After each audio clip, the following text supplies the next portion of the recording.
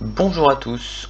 Aujourd'hui une vidéo pour résumer le chapitre sur les évolutions. Donc ça va se faire en deux vidéos. On va d'abord parler des évolutions classiques, puis on fera une autre vidéo sur évolution successive et évolution réciproque.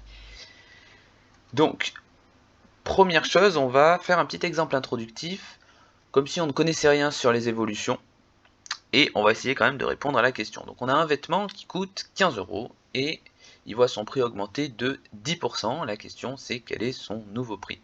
Donc je vous laisse un petit peu de temps pour répondre, n'hésitez pas à mettre sur pause. Alors, a priori, quand on augmente quelque chose de 10%, c'est qu'on prend le prix initial et on lui rajoute 10% de ce même prix initial.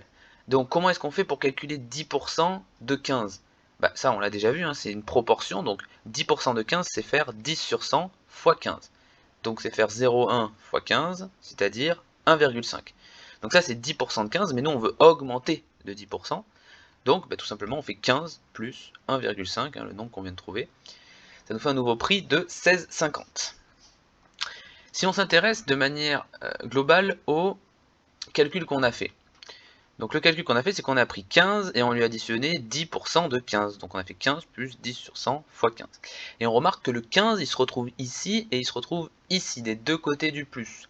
Donc qu'est-ce qu'on fait dans ce cas-là ? En fait, en maths, on peut faire ce qu'on appelle une factorisation par 15. Factoriser, c'est mettre le 15 devant une grande parenthèse, voilà. Donc faire la distributivité dans le sens inverse, si vous voulez. Donc le calcul qu'on a fait, finalement, se ramène au calcul 15 fois 1 plus 10 sur 100. Donc au final, on a fait juste une multiplication de 15 par ce fameux nombre 1 plus 10 sur 100.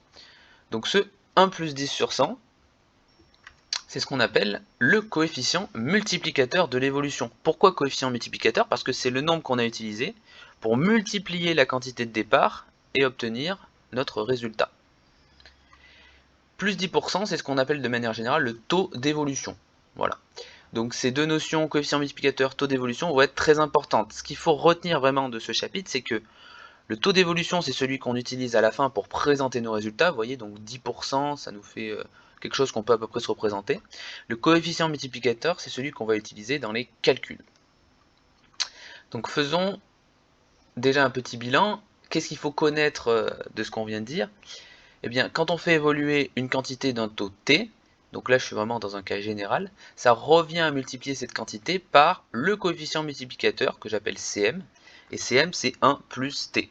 Donc dans notre exemple c'était plus 10%, donc le t c'était 10 sur 100, donc on avait fait Cm égale 1 plus 10 sur 100.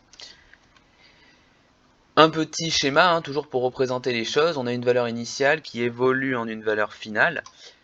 Donc pour passer de la valeur initiale à la valeur finale, on peut augmenter d'un taux t, mais on peut aussi multiplier par le coefficient multiplicateur. Donc en fait, on obtient la relation valeur initiale fois le coefficient multiplicateur égale la valeur finale. D'accord ? Ça doit être logique.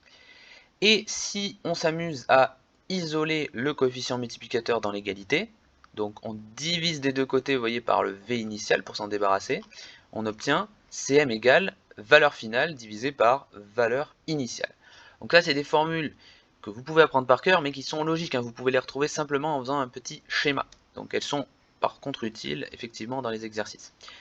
Donc en application de tout ça, on va faire un exemple. Donc là, je vous propose de compléter le tableau. Donc on a un taux d'évolution qui est donné, coefficient multiplicateur, valeur initiale, valeur finale. À chaque fois, il faut trouver les deux cases manquantes. Je vous laisse mettre sur pause pour essayer de le faire. Alors, pour la première ligne, le coefficient multiplicateur peut être trouvé simplement en faisant 1 plus le taux d'évolution. Donc ça nous fait 1 moins 17 sur 1. Là, c'est une diminution, faire gaffe. Donc ça fait 1 moins 0,17, ça fait 0,83.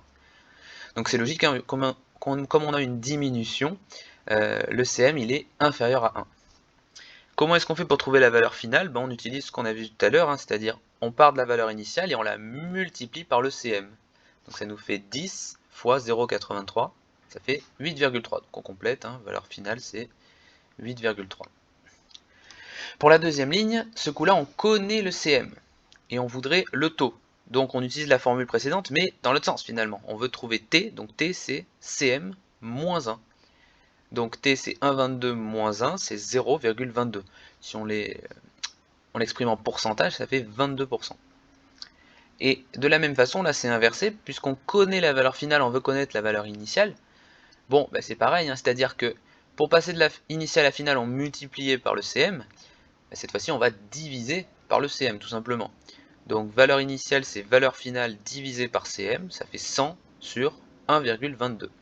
Donc ça fait approximativement 82. Donc là, on compléterait, la valeur initiale, c'est 82. Et dans le dernier exemple, vous voyez qu'on n'a que la valeur initiale, que la valeur finale. Donc on va utiliser la dernière formule qu'on a vue, c'est-à-dire le CM, c'est la valeur finale divisée par la valeur initiale. Donc ça nous fait 24 sur 15, ça fait 1,6, on voit qu'on a eu une augmentation.